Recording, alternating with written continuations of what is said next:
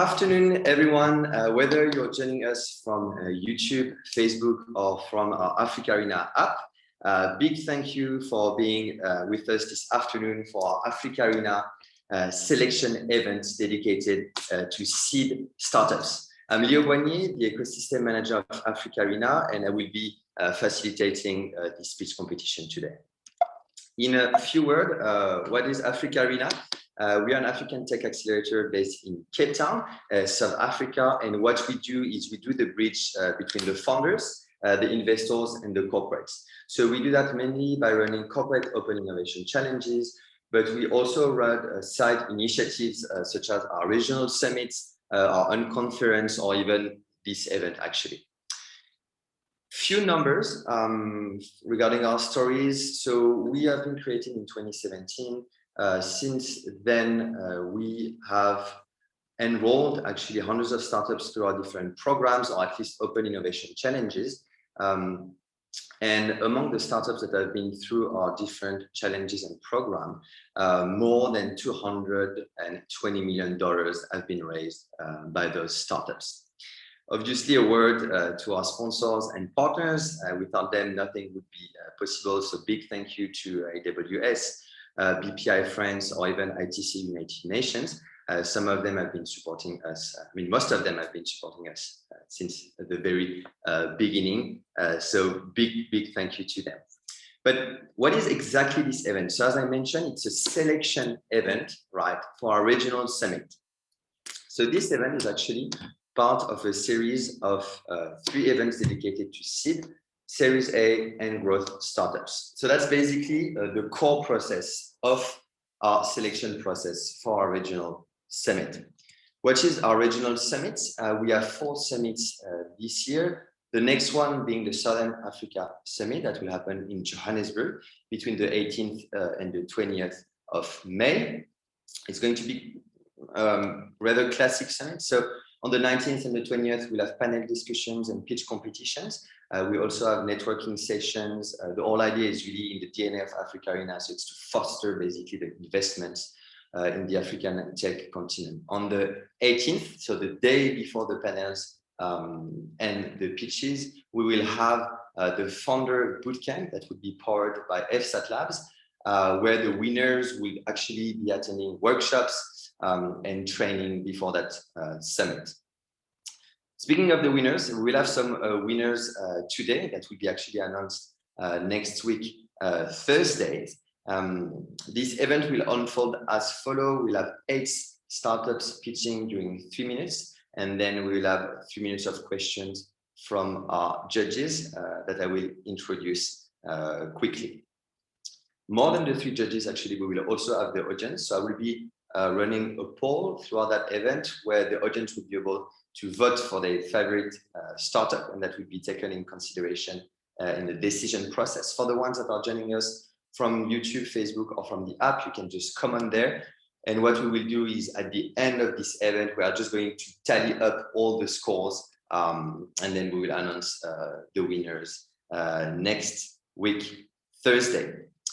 Then today, so 3 judges that I'm going to introduce just now. Firstly, we will have, we are lucky to have with us Milou van Bruggen, the Associate Program Officer at Tech Sector Development at International Trade Center, United Nations. Thanks, Milou, for being with us today. Then we will have Rainier Creel, who is the CEO of the FSAT Labs, so the organization that will be powering the founder bootcamp before our Southern Africa Summit. The FSAT Lab is a tech incubator based in Cape Town. And then representing AfricArena will be my colleague Papa Magnati, our marketing and research analyst. The startups, there will be 8 startups pitching. All right. Again, pitching during 3 minutes, followed by 3 minutes of Q&A. So it's basically 6 minutes allocated per startup, 2 parts, 3-minute pitch, 3-minute Q&A. In the previous editions, last year, what we were doing is we were doing a hard cut after 3 minutes. So what we are going to do this year, actually, is we are going to have basically a margin of 30 seconds after the 3 minutes. So if you, the entrepreneur, is running a bit over the 3 minutes, but I can see there's only 15 or 20 seconds more, then I'm not going to cut you. However, this time is going to be deducted from your Q&A part, just to keep this 60 minutes time allocation fair to everyone. When it comes to the startups, we'll firstly hear from 123 tutors represented by its founder and CEO, Aaron Bornman. Then we'll hear from Grace Gichanga, founder of LumaLaw, and then we'll have the Cape Townian startup Viero Tech, represented by its founder and CEO, Bashir Piri. We will then hear from a Zambian startup called Sparco, represented by its founder and CEO, Bright Chiundu. Then we hear from Frederico Silva, co-founder of Appload, a Mozambican startup, Frederico will be helped in the Q&A section by Claire Assoun, his co-founder. We will then hear from Chamamani, represented by its founder and CEO, Sibabale Joja. Then we'll have Mechanico, founder and CEO, William Opia. And then we'll hear from the Joburg-based early-stage startup Suppli, represented by its CEO and co-founder, Alan Blumenfeld. Okay, so because this is an online digital event and we might experience here and there some technical difficulties as always. If there's any issue with your pitch, if the connection drops or anything, then it's fine. We will just basically go to the next startup and then we'll come back to you later on. So I would like to actually start this pitch competition with Grace, Grace Gichanga from LumaLaw. Grace, can you hear me and can you see me? Grace, your mic is on mute there. Sorry.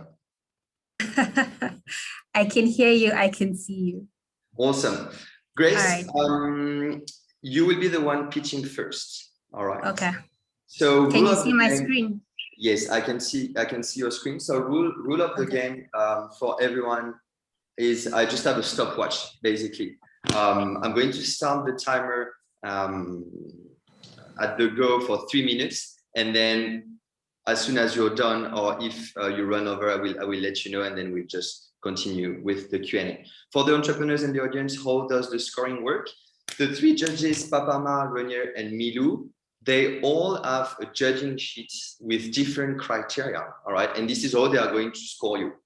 So because we want this process to be super transparent, if anyone if any entrepreneur wants to have the judging sheet at the end of the event, that's 100% fine. I'm just going to remove the name of the judge to keep it anonymized, but you can definitely get the feedback. I think that can be actually valuable. All right, Grace, are you ready? Ready. Over to you, please. All right. Afternoon, everyone. My name is Grace Gichanga. I'm the founder and CEO of LumaLaw, where we believe that legal understanding should be made accessible to everyone. Globally, in the last year, at least 1.5 billion people were not able to resolve their justice problems. When we bring it back to South Africa, at an average of 450 and 2,000 rands per hour, for most people, the question is, can I afford access to justice when I need it? Luma is seeking to address some of the biggest barriers when it comes to accessing justice, such as a lack of information on the law, its processes and procedures, a lack of understanding of how to effectively enforce one's rights, an unawareness of existing services, language and literacy barriers, opportunity costs of time and money, as well as fear of engaging the formal legal system, which is often a cause for secondary victimization. Our solution at Luma is a legal chatbot that provides information on basic rights, as well as basic legal processes. We do this by advising people of what to do, how to do it, when to do it by, when they're trying to access the legal system on their legal journey. Because Luma lives on familiar and accessible chat platforms such as Facebook Messenger and WhatsApp, we're able to provide real-time feedback and information to our users 24 hours a day. With our increased use of machine learning, artificial intelligence, and natural language processing, the bot will be in a position to basically fully comprehend a user's intention and respond appropriately. So by way of example of what a user would experience on our platform, say, for example, they're having a child and they need to claim for unemployment insurance, they'll be able to come on the bot. The bot will tell them if they qualify, they'll tell them what they need to do, the documents required, the forms they need to fill in, All of this in a bid to help them save money, time, and frustration on their legal journey. So our addressable market size in South Africa is quite large, at 12.5 million people, considering that in the last 2 years, according to stats that say, at least 50% of the population experienced a legal problem for which they sought a legal resolution. So our business model is twofold. We have a B2C model where users, once they've accessed the bot for free and they need specific legal advice, because the bot only provides legal information, once they need legal advice, they're able to access affordable lawyers where they'll be able to access our consultation services, our mediation services, as well as our drafting and review services, all at different affordable amounts. Our B2B model involves us white labeling the chatbot for our corporate clients. So they're able to use it on whatever platform that they see fit, whether it be their website, whether it be on WhatsApp, or whether it be a Facebook platform. For that, we charge a license fee, which includes monthly active user costs, as well as content management and creation. Our competitors in this space largely is the legal insurance firm, which is the second highest subscribed insurance product in South Africa, as they provide affordable access to legal services at a monthly amount. The advantage for Luma, however, is that there isn't any monthly waiting periods, and you don't have to make a monthly commitment. Services are available within 24 hours. Our team is multidisciplinary, made up of lawyers, product designers, developers, marketing and communication experts, as well as user experience experts. Our partners are Law for All, who will be providing the on-demand legal services, as well as Practical Consulting, who will be developing our bot, although we're currently transitioning to a cloud-based platform for the chatbot. Go-to-market is social media, traditional media, online events, as well as workshops and trainings for corporate clients. Why Luma? Chatbots are more mainstream these days. Our chatbot is multi-channel, on-demand human assistance and intervention, as well as easy-to-pay options. Our milestones to date, we've successfully white-labeled the bot for a corporate client, and we've seen at least over 17,000 unique users on our platform. Our ask is for 20,000 euros to be able to iterate the bot. And that's all I have for you today. I'm not going so over time. Thank you very much, Grace. Yes, a bit over time, but as I said, it just means that we're going to have a shorter Q&A session. Please do keep your deck in case you want to use it during the Q&A. Okay. Let's jump directly into it. Milou, do you have a question for Grace? Yes, I have two, but I'll just start with one. So the first one is if you can tell me more about your team, because I don't think you've explained that. Okay. So I didn't put everyone on here because they didn't send me their pictures in time, but our team really is multidisciplinary. So we've got the team of lawyers who basically we use open source legal content. So from there, we take out all the legal jargon, all the legalese, and we sort of synthesize this to bite-sized chunks that are able to be understood by the average person. We then have copywriters who come into play because we've realized lawyers write in a very specific way, which is, we think it's simple, but for the average market, they don't see it that way. So we bring copywriters and user experience experts to be able to then synthesize that further, just for the benefit of the user experience when they're experiencing the content on the bot, or whether they're experiencing it via social media platforms.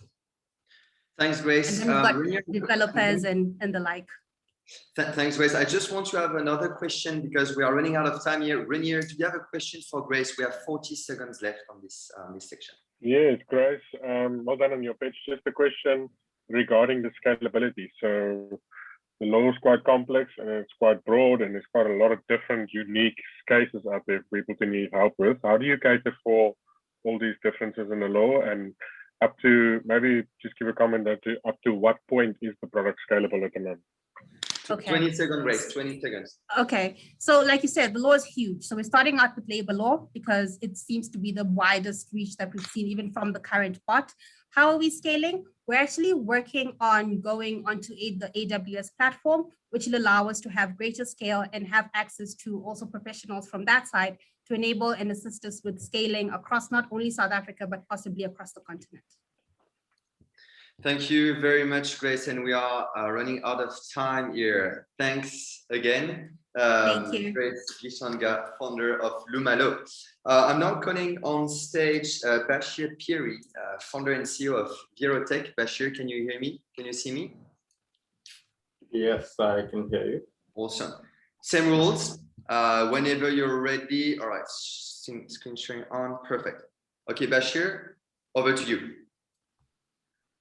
Good afternoon to my respected judges, founders, and the audience. My name is Bashir Piri, and I'm the founder and CEO at Viero, where we deliver a unique food ordering experience. There's a major problem with online food marketplaces.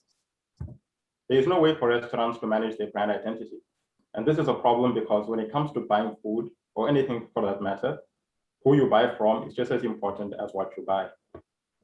There's no way for relationships to develop between restaurants and customers.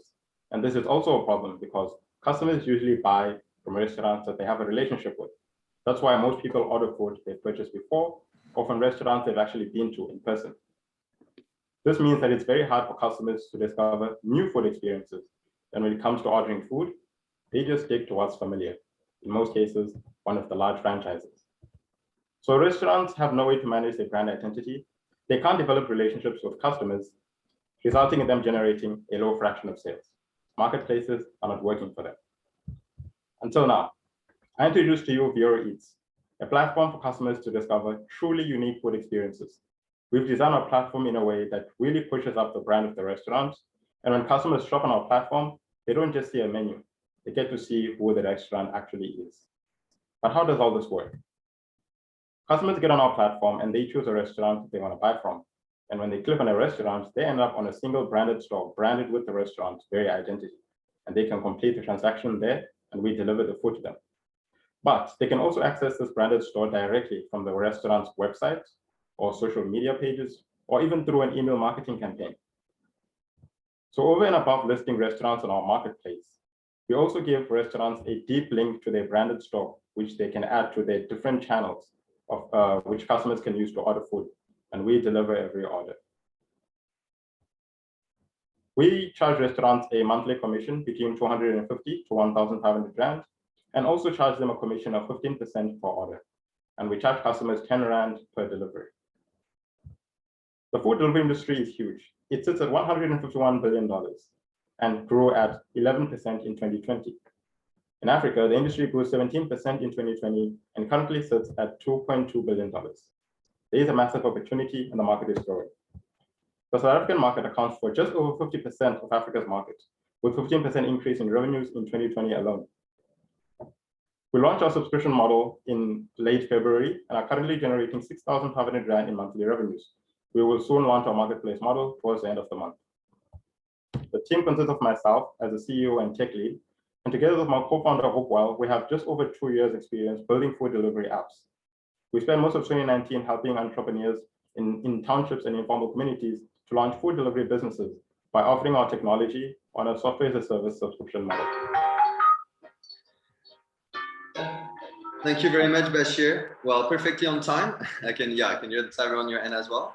Thanks for this. I'm jumping to you, Papa. We couldn't hear from you in the previous speech. So please go ahead with a question to Bashir. Hi, Bashir. Hi. Hope you're well. So tell me, how many restaurants do you have on your platform so far? Sorry, what's the question? How many restaurants do you have on your platform so far? And what's the kind of feedback you receive from them? We have 6 restaurants. They told us that they were really struggling with online sales. Despite being on Uber Eats, it's very hard for customers to actually click on their restaurants. They also have been struggling with foot traffic given the pandemic. So, they're really excited to be on the platform and they're really looking forward to the launch of delivery so that they can actually start generating more sales. Thanks, Bashir. As I'm also a judge and I couldn't ask a question earlier, I just want to quickly know can you explain a bit more on your competitive advantage or your unfair advantage basically on the market leaders such as Uber Eats, Mr. D, Order In? Okay. Yeah. So on traditional marketplaces, they operate as a pure marketplace. So they can't allow relationships to develop between the restaurant and the customer because the restaurant can then undercut the platform and get to the customer.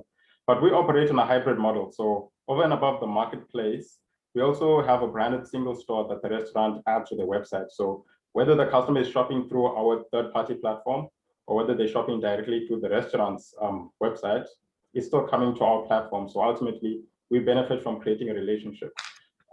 That's from the restaurant side. And from the customer side, customers are able to see exactly who they're buying food from, and they get to experience a different type of ordering food online, where they don't just see a menu, or they don't just perform a transaction, but they actually enjoy the shopping experience. Okay, thanks, Bashir. We have 1 minute left. Milu, over to you if you have a question. What are your main barriers for scaling at the moment? Thank you for the question. Currently, our main barriers for scaling is, I guess it will be uptake on the customer side. We are building a strong product for us. We really love it. We just, in terms of customers, since they kind of are already familiar with food delivery and they're kind of already used to using traditional platforms like Uber Eats, the main barrier would be convincing them to switch from the big competitors like Uber Eats to our platform.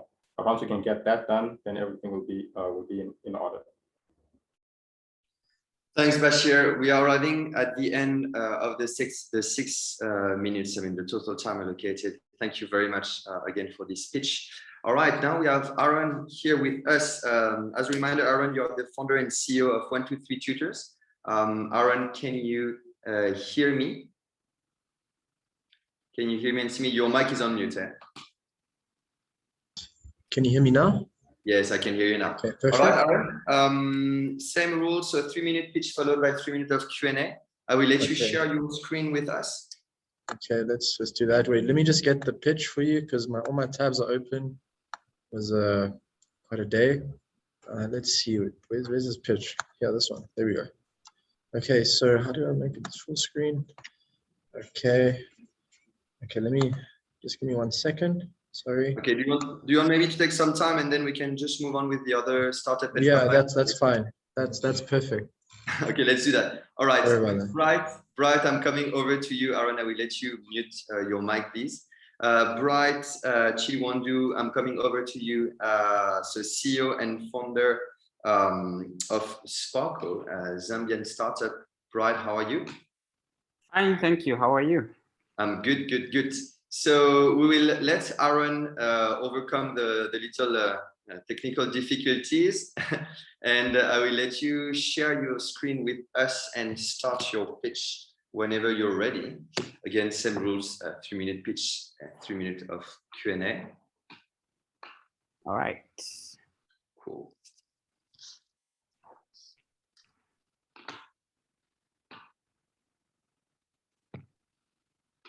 Okay. On the judging side, Renier, Milu, all good with the judging sheets? Yes, okay, sorted, perfect. All right, and again to entrepreneurs, if you want to get your scores after it, just send me a little email, and then I will be able to share that with you. I think it's valuable feedback to just have some ways of improvements here and there. All right, Bright, cool, I can see the screen. Well, all right, Bright, okay, over to you. All right, good afternoon, everybody. My name is Bright Nyundu. I'm CEO and founder of Sparco. At Sparco, we help businesses collect payments from their customers across the continent. Right now on the continent, over 70% of the population do not have bank accounts. But then we see a lot of mobile money innovations coming, but then mobile money service providers and banks are in competition, so they don't usually have a unified solution where they can help businesses. So for mobile money as well, you find mobile money businesses in one country cannot collect from businesses in one country cannot collect payments from their customers in other countries through mobile money because mobile money is country exclusive. So what we are doing is we have a solution that unifies the banks, card payment processors, and mobile money onto one platform. And we've also aggregated delivery companies so that when a business integrates into our platform, they're able to collect money through mobile money, through banks, through cards, and they're also able to integrate into our shipping APIs over to the delivery companies that we've aggregated. So this is one infrastructure that aggregates all the payment providers and delivery companies. Our market size is about $5 billion. And our unfair advantage is that, one, we are second-time founders. Two, we are making what we are calling mobile money roaming, because now a customer can go into any country and pay through mobile money to any business. Our traction, we launched in 2020, January. Through that time, we've incorporated in Delaware, in South Africa, Zambia, and other countries. We've onboarded about 500 businesses. And we've also launched small point of sale machines for offline merchants as well, for cards and mobile money. Our team, I'm the CEO, I'm a software engineer. Our CFO is a chartered accountant. The CTO is a software engineer. Thank you. Thank you very much, Bright, for this speech. Renier, over to you. A question to Bright. So, Bright, is your business a front end that relies on existing banking infrastructure, or are you going a level deeper and actually doing it on the banking level? Sorry, come again. I couldn't get you at first. Is your solution on the banking level? So are you establishing banks in these countries, or is your solution a front-end solution that integrates with local banking partners? No, so our solution is, what we've done is just integrated the banks and the mobile money service providers. So we've only got APIs where businesses can integrate into, so not really on the banking level. So the banks are our partners. Okay, is there a plan to later extend that and actually go to the banking level and provide those services yourself? Sorry? Is there a longer term plan to actually go onto the banking level and compete with other banks, or do you always just that's not our plan to compete with the banks. So we are like the middleman between businesses and the banks. So we partner with the banks. So quick question from the audience here, Bright. What differentiates your API solution from MFS Africa, which is also based in South Africa? Okay. So the first thing is for MFS Africa. I think for us, it's the services that we've integrated. So first of all, we have the card payments. MFS is focusing on a lot of, mostly on wallets across Africa. So for us, we've got card payments as well, besides the wallets, and we've also got the banks directly. So it's not only on wallets that we're focusing, and MFS Africa is focusing mostly on the wallets, from what I understand with their strategy. Thanks, Bright, for this clarification. We have 1 minute left. Papa Matt, you have a question for Bright in 1 minute. Yeah, sure. Hi, Bright. Can you hear me? Yes, I can hear you. Yeah, you said you're a second-time entrepreneur. So how does your previous experience help you here with this venture? Okay, so the previous setup was the bill payment service. We launched in Zambia, and we couldn't launch across other African countries because we couldn't integrate with the payment. We couldn't basically find the payment infrastructure that could accept as many payments as we wanted. So that's why we thought of building from scratch. So we understand the regulation because it's almost similar to the bill payment side, and we've also dealt with the same service providers, the mobile money service providers. So we've got experience on the networks. Thanks, Bright, for this clarification. We are arriving at the end of the allocated time. Thanks again for your pitch. I'm going back to you, Aaron. Sorry, guys, just muted my mic. Aaron, can you hear me? Yes, I can hear you. Okay, nice. So I'm ready, and I'm ready to start. Yeah, so you can just share your screen, and then you're going to replace Bright's screen. Okay. Can you see my screen? Sweet. Yes, it's working now. All right, Aaron, same rules: 3-minute pitch, 3-minute Q&A. Over to you. Great, thanks. So hi everyone. So I'm going to be discussing our 1, 2, 3 tutors and basically everything that we're about, what we've done, and essentially what our goals are. So 1, 2, 3 tutors is the all-in-one solution for education, for tutoring, for helping learners get better grades from primary school all the way to university. But what ultimately differentiates us and our vision is to use technology to match students to the best tutors in like online and around them. So the problem we're solving is, so from my experience, I was a tutor. I've been involved in this industry for about 7 to 8 years, And before I started, I was tutoring at university for about 3 years, and we found that students, getting a university tutor or just in general, getting a tutor it's a big hassle, and it's very expensive. So our goal is to make that cheaper and to allow students to get access to quality tutoring. And it's essentially our tutoring framework that allows us. So we have a whole tutoring framework that we've developed that allows us to create value that gets results.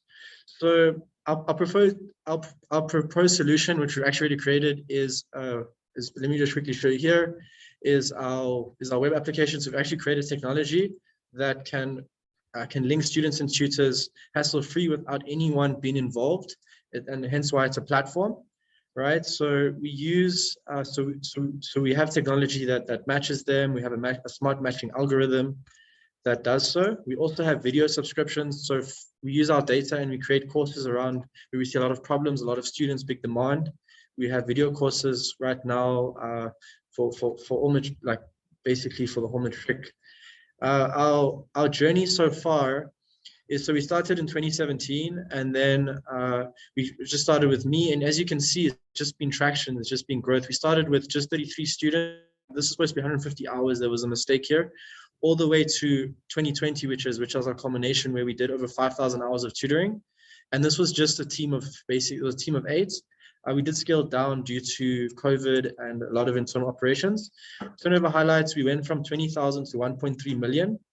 And we have a very, very small team behind us. So our one-on-one tutoring highlights, we have 3,000 tutors across South Africa.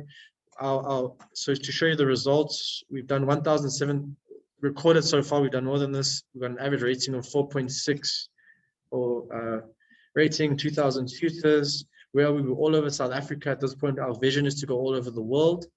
We also have B2b. These are all our clients, which has brought in over 500,000 to the company. University of Pretoria, Alan Gray, Dow Young Leaders, Make a Difference Foundation. So we offer big bursary, like tutoring for big bursary companies because of our inherent technology and our systems.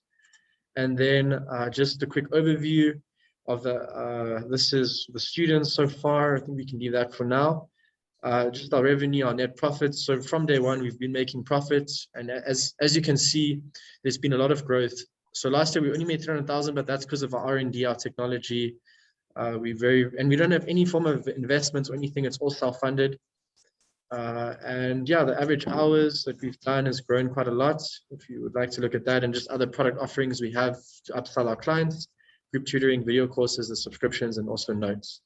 And then the team, myself, I'm the CEO and founder, Joseph, our marketing director, and we also have an assistant which helps us manage our IT and our systems. This is our vision. This is what we want. Thanks, Aaron. I will have to stop you here. There was a lot.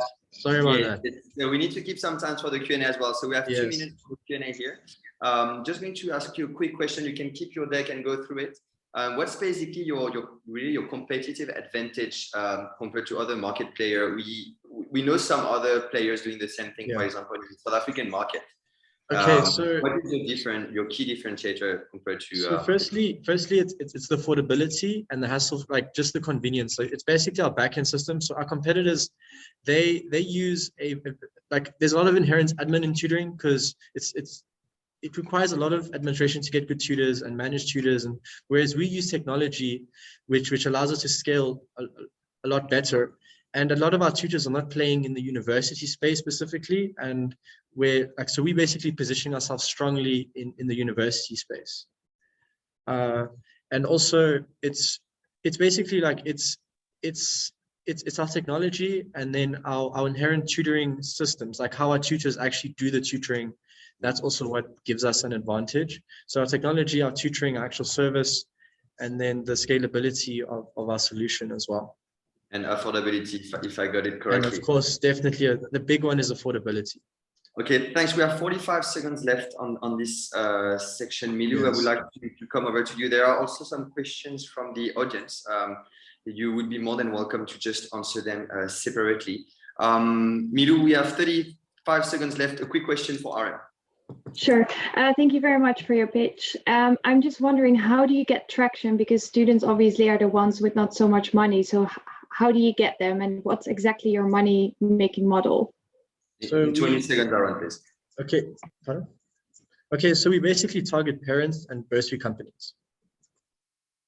Yeah, Okay. so yeah, like we use, it's okay, it's basically parents and bursary companies, because parents do have a lot of like access to funds and bursary companies access to funds, and then that's how we target students. Thanks, Aaron. We'll stop on this parents and bursary company. So you're also obviously more than welcome to continue the conversation after this presentation. Okay. But just to keep it fair for everyone, obviously we need to stop here. Definitely. All right. Thank you very much, Aaron, for this speech, founder and CEO of 123 Tutors. I would like to now call on stage the Mozambican startup Appload team. So if I got it correctly, Federico, you will be pitching, and then Claire will be answering the questions with you. Perfect. All right. So Federico, it is, let me just reset the timer quickly. It is over to you. Give me a second so I understand how I switch the slides here.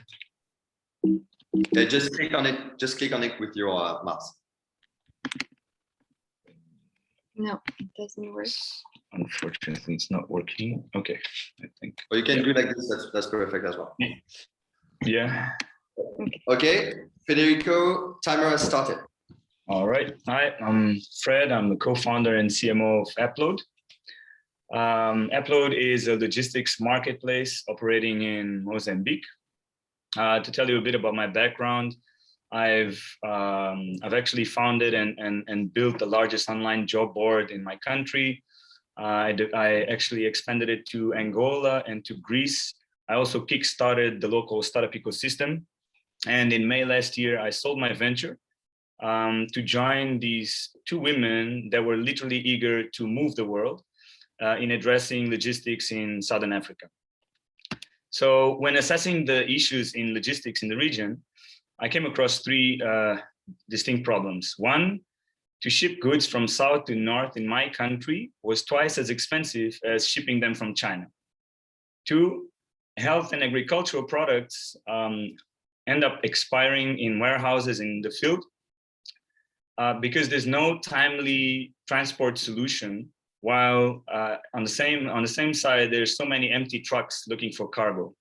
And the third problem is a problem across the continent. So many middlemen that 40% of logistics costs sometimes end up with intermediaries.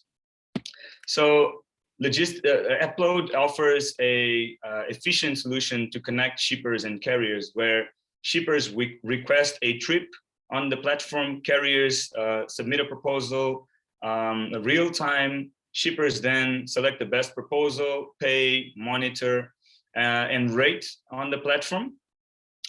And we're looking at a $1 billion market in Mozambique for two reasons. We have a long domestic market, but also there's cross-border opportunities. Mozambique is a strategic market connecting Zambia, Zimbabwe, Malawi to global markets. Our business model is quite simple. It's a commission-based business model. When shippers select a quote, they pay upfront plus commission. Carriers get a portion of this money on loading and another portion when they deliver the goods. We've done over 50,000 kilometers in trips and 3,000 tons of goods delivered. This accounts for gross transactional value of $130,000 and 12,000 revenues for Appload. Our average trips go about $900, and we predict 10 trips per day before 2022. So Appload was actually co-founded by Clara Soon, Harvard-educated transport engineer with work experience in West Africa, and Catherine, who's a business consultant and graduated from Cambridge. We're now running our extended pre-seed round for $500,000. We already have 200,000 committed. We need a more robust team. We need to further develop our tech and start entering some of the neighboring markets. Just for information, we started operations in August last year. Thank you very much. Thank you very much, Fred, for this presentation. Hi, Claire. I'm opening the floor to our judges. Renee, please go ahead if you have a question. Great, Fred, thanks so much for the presentation. So quite a few of these solutions in the space. What makes your solution unique to some of your competitors out there? Oh, I might take this one. Indeed, there are some solutions across the continent and all over the world. Ours first is unique in Mozambique and on the corridors that we are interacting with. But we mainly work with companies. We don't work with individual drivers. Sorry. So that allows us a very large capacity of backload cargo that is strategic in logistics. Basically, the empty space that you want to fill in with cargo and with very affordable rates. I would say this is the main thing. And also something very specific is that we pay upfront. Well, clients pay upfront, and we can pay very quickly the transporters, allowing for very good rates. To add to that, again, when people talk about expansion, sometimes it's a far-fetched thought that requires a lot of money. We're already entering our neighboring countries just because Mozambique is such a strategic market. Thanks, Fred and Claire, for this clarification. Milu, over to you. We have a minute and 30 seconds left. Pretty straightforward question, but how do you deal with the different languages in the platform? So I learned Portuguese too, I guess, when I started to develop this solution with Fred. Fred is Lusophone from here, Mozambican, and the platform is bilingual. And so when an order is, basically we deal with drop-down menus in both languages, and that helps. Then for the chat, we might think of indeed how to foster communication between the shippers and carriers. We're developing the messenger medium now. Thanks, Claire. We have 1 minute left. Papama, over to you. Yeah, sure. So guys, how many of your customers or repeat customers? Repeat customers? Yeah. Yeah, this is actually very soon. We started to actually have these repeated trips. This is more about this. This is really the thing. So people who ask us kind of a short, medium-term contract over 2 months, the agriculture campaign for cotton, and they ask for 2 trips a day on the same route. This is what we have, and then they came back, so we were happy. It's also interesting that we were very much spot demand focused, and now we're actually becoming part of contractual relationships with companies that don't want the admin or the headaches, and see also values in us reducing their costs, their transportation costs. By aggregating small transporters. Yeah. Okay, so that's very good. Thank you very much, Fred and Claire, and nice to see a woman-led startup. I mean, 2 out of the 3 co-founders are. He's the boss. Thank you, Fred. Thanks, Claire, again. I'm going to call on stage, Sibabale Joja, founder and CEO of Chamamani. Sibabale, can you hear me? I can see you. Your mic is on mute as well. All right, I can see your screen. Yes, I can hear you. Awesome. Sibabale, if your internet connection is a bit unstable, you can just remove your camera, and then the stream should get better. It's really up to you. All right. Okay, we'll do so. Yeah. Okay, Sibabale, over to you. Timer has started. Okay. Hi everyone. My name is Sibabale, and I am the CEO of Chamamani. So at Chamamani, the problem that we are trying to solve is that people in disadvantaged communities have little to no access to investment opportunities. So there are no investment products that are sold or customized to this market, but also the minimum investment amount in most funds is typically 500 rands in South Africa. And that is often at times a lot of money for people who earn minimum wage or depend on social grant. Also, people in these communities often have to travel long distances to reach financial services. So the solution for us was to build an investment marketplace that is linked to a mobile app, as well as retailers, that also uses a stokvel model to allow for group investing. So our solution is a digital investment marketplace that simplifies as well as automates investment for people in these communities. We're using a stokvel model that allows our customers to invest as a group in order to afford the minimum investment amounts, as well as to keep each other accountable. We partner with asset managers to offer investment products to our customers, as well as retailers who are our strategic distribution channels. So a customer steps on our platform would be to go through a KYC or a FICA process, and then a customer would have to join a stokvel. then they would have to do a voucher or a cash deposit, and then that money would either land on a personal or a Stokvel wallet, depending on the reference number used. And then from those wallets, the money then can be transferred into an investment. So our target markets are mainly people who grew up or live in disadvantaged communities. So we've segmented our customers in 3 different ways. So we have a CASI graduate. This is someone who grew up poor, but now earns or works in the middle class, but finds it hard to invest consistently. We also have a CASI hustler. This is someone who works for minimum wage as a cleaner or a security guard, but they want to change their life around. We also have a timeman or lady segment. These are retired people or a housewife. Basically, these are people who are unemployed. They often depend on black tax or social grant. So the size of the market is currently that 61% of Black South Africans are using Stokvels, as well as these are some of the metrics around the market. So these are our direct as well as indirect competitors. So our competitive advantage is that we have a team with expertise in software development as well as in finance. We've adopted an agile and lean approach in terms of developing our business and product. We have a diverse marketplace that allows our customers a variety of options in terms of investing. Our application has been built for offline use. We are also planning to develop a USSD application that will work on feature phones. And also our distribution strategy through retailers actually allows us to rapidly scale and reach remote rural areas. So our revenue model is a 1% transaction fee on deposits, transfers, as well as withdrawals that are happening on our platform. We also have a product listing fee or a product commission for established companies that are listing investment products on our marketplace. This is our team. I'm Sibabale. I'm an entrepreneur and a software engineer, having worked mostly in fintech. Pale Salingolo is our COO and co-founder. She's an author as well as an accountant and an investment banker. We also have Bulelani Mbala, who is a data scientist as well as a software engineer. Thank you. That's it for me. Thank you very much, Sibabale. We run a bit, over the 3 minutes, but as mentioned earlier, we are deducting that from the Q&A session. A bit more than 2 minutes left. I would like to start with you, Milou. A question for Sibabale. Sure.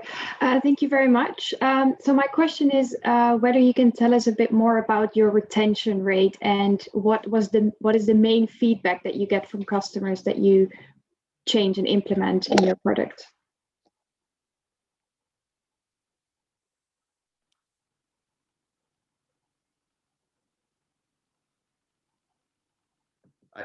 Sibabale?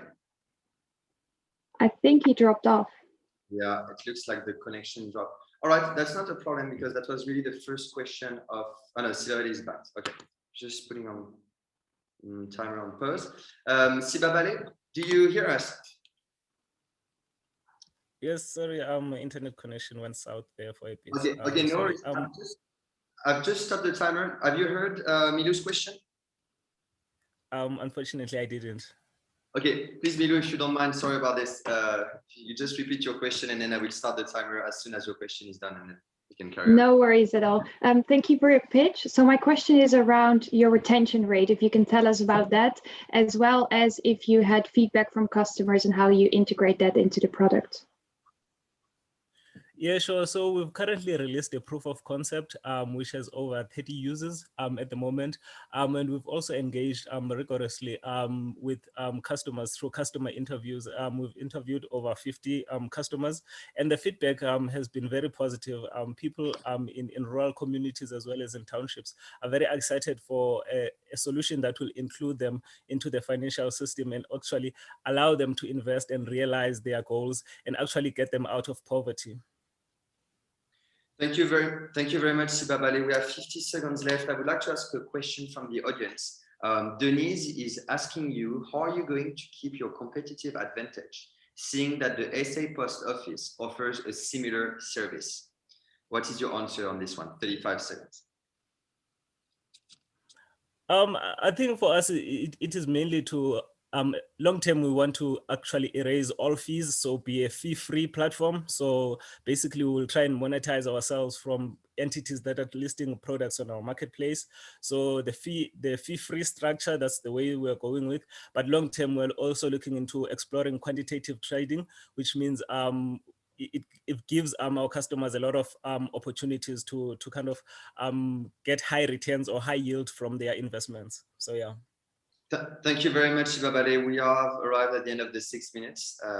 Thank you for your time and the presentation. I would like now, so we have only 2 startups left. I would like to call on stage the founder of Mechanico, William Oapia. William, can you hear me? I can see you. Mic is on mute. Loud and clear. All right, perfect. Cool. William, nothing new. I will let you share your screen. Okay. And then it's whenever you're ready to start.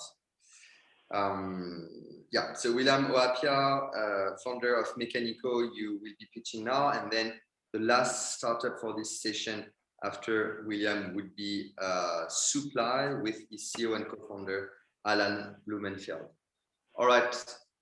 Okay, so yeah, I will let you just center. Okay, perfect. Just center a bit more the pitch and then we are all good. Okay, awesome. Whenever you're ready, William. Cool, I'm ready. Go ahead. So good day, panel, fellow entrepreneurs and our audience across the globe. The car aftermarket industry is one dark pit where car owners never seem to know where their money is going. Credit Bureau data shows that 7 out of 10 vehicles you see on our roads are out of motor plan and most likely concerned about the price, reliability, and convenience of their next service. The other challenge is that there exists no easy way for artisans to set up a decent shop. The solution is Mechanico, a software platform that organizes workshops, both mobile and brick and mortar, to provide a standard assurance of 1 year or 20,000 kilometers on parts and service to car owners, as well as a free comprehensive digital service log history. We are targeting a 410 million rand, which is 4% out of the 10.2 billion rand value of Houghton's vehicle market size. Our product uses your car specification to generate the manufacturer's required service at the mileage for you to confirm or otherwise choose another service. You then confirm and make an informed decision via several estimates of their respective ratings and job history. Mechanico will reserve payment until the job is executed. We charge 10 to 15% of the cost of labor per transaction. Our market adoption approach is offering free inspection at auction houses and secondhand car dealerships. We have confirmed 1 fleet partnership and in final talks with the remaining. Finally, our digital channels will handle the awareness and customer engagement. With regards to competition, most applications are either not motorist facing, not in South Africa, and do not offer vast technical information at Mechanico's price point. We are the first to offer a multi-platform for both mobile and brick and mortar workshop, fully catered mobile workshops to create jobs, ease of use, profile, and work log. Our team comprises of ex-KPMG consultants, ex-Microsoft researcher, master technicians, second-time startup founders, and MEST alumni. Since we started operating in stealth mode 3 months ago, we made 83,000 rand by fulfilling 44 jobs out of the 135. We are asking $250,000 to acquire assets in the form of a decent mobile workshop and runway for 36 months to reach 30,000 transactions. These transactions translate into $475,000. The most frustrating moment is when your vehicle won't start and the payment won't stop. 1 vehicle, 1 platform, 1 journey. My name is William Oapia, Modern Mechanics. Thank you. Thank you very much, William, for this presentation. Great presentation, perfectly on time. Renier, I'm coming over to you. Do you have a question to challenge Mechanico's business? Yes, love the presentation. I think there's a lot of interesting things here. Just maybe elaborate a bit on traction and then more on the future plans. Do you have corporate partnerships that you have in mind or where you're going with this business? Yeah, so we foresee getting into partnership with the likes of the fleet companies like Pace Fleet and Flex Club and the likes, and gradually get into the main domain. But we are mostly targeting an LSM group that can actually afford 2,300 rand for their vehicle service every year. Thank you very much, William, for this question. Renier, do you want to go ahead? Another question? No, I'm good. Thanks, Leo. Papama, do you have a question for William? Yeah, sure. Hi, William. Very good presentation. Hi, Papama. So just tell us more how you going to use the investment to create the revenue. Can you just go back to your previous slide? After that one. Yeah, you talk about you seeking that amount of funding. So just walk us through how you're going to reach that revenue. So a breakdown of how the operations work is that we need a minimum of 175 workshops to be executing 2 jobs a day for us to get to this number that we are looking at. And for us, we basically starting with a mix of mobile mechanics, whereby we are providing jobs to the guys that are actually not being able to serve the automotive industry. So with a mix of mobile mechanics and at the same time having a brick and mortar workshops, we should be able to get to the number that we're looking for. But after that, from Gauteng, then we move to the various provinces. Okay. Thanks, William. We have 1 minute left. Milu, a question. Would you like a clarification? I think it was very clear. Thank you very much. I would just say, what do you see as the biggest risk for your company right now? The biggest risk will be people stop driving, essentially. Once there are no cars, then yeah, we know we basically out of business. Okay, thanks. Don't think that will happen, so that's okay.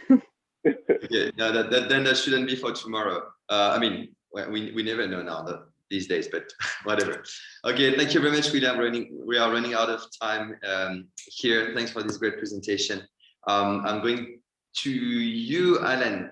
So CEO and co-founder of Suppli, probably maybe the earliest stage startup today. Alan, can you hear me and can you see me? Yes, I can hear you fine. Can you hear me okay? Yes, I'm perfect. Alan, same for the 8th time. I will let you share your screen. Alan, I'm starting the timer. It is over to you. Great, thanks a lot, Leo. So basically at Suppli, we're looking forward to creating a new and exciting way for people to sell their goods and to shop online. By building a shop local ethos and empowering our local economy through our directed campaigns. Our platform will provide vendors and entrepreneurs with all the e-commerce features that they need to start, run, and grow their business online. Consumers will also now be able to shop online at their favorite local stores with a great online shopping experience. Our logistics partners will have orders delivered with a nationwide footprint with a very friendly and efficient service to all areas of South Africa. So Suppli online marketplace, moving e-commerce forward. So a little bit more now on the company. The founders collectively have over 20 years experience in manufacture, wholesale, and software development, which will give us a very strong advantage in developing new technologies for locally based e-commerce solutions. The South African small business and informal business sectors require a very unique solution to specific problems relating to e-commerce opportunities and needs in the country. So our platform is designed to reduce consumer-related costs as well as vendor management-related costs for a better product rollout.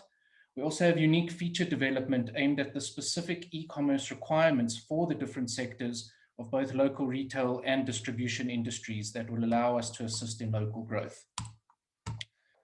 Our goal is to reach consumers between 28 and 45 years of age and to build a market share of about 7.5% of the payable population, or about 1.5 million customers. Small businesses make up for about 25% of the local economy, and with the right support, we can assist them in growing that number and contributing more to the GDP. With an achievable goal of 3% market share, Supply believes we can achieve annual revenue of about 1.8 billion rand a year in a growing sector in South Africa. Our revenue channels, we plan to generate revenue through different channels, allowing us to diversify and not to be reliant only on one single revenue stream. So we'll have revenue generated from vendor activities, consumer activities, on-site marketing tools, as well as providing private or white label development capabilities to our vendors. Our growth projections suggest that we'll be profitable within 6 months of operation and showing good revenue generation for the first fiscal year. We have self-funded for MVP development, and we would look at about 250,000 Rand for investment to enhance our operations, our team, and our customer service going forward. There are currently several competitors in the e-commerce space that all have a strong brand recognition. However, we plan to differ from the competition with our unique service offerings to both our vendors and to our consumers. On our vendor platform, we would offer built-in tools to assist our business managers with business management upskilling, with day-to-day business operational tools and enhanced customer service levels. On our consumers, we offer features that will allow customers to shop from multiple local vendors with centralized checkout and logistics to reduce costs and improve the customer experience. So at Supply, we think big, we think local, and we think smart. Thank you very much, Alan, for this great presentation. We have run out a bit of time of the 2 minutes, but it's all good. Renier, please over to you for this Q&A part. A question to Alan. Thanks, Leo. Thanks, Alan. So maybe just, you spoke about the competitors, but just from a consumer perspective, like how do you plan to stand out and let people pick your solution about some of the others that are out there? So basically from our market research, we've gathered that a lot of consumers really like to buy from their local stores, be it groceries or clothing or common consumer goods. And the biggest problem is that these local stores don't have the resources to go online or don't have the skill set to run e-commerce properly, which prevents them offering their services online.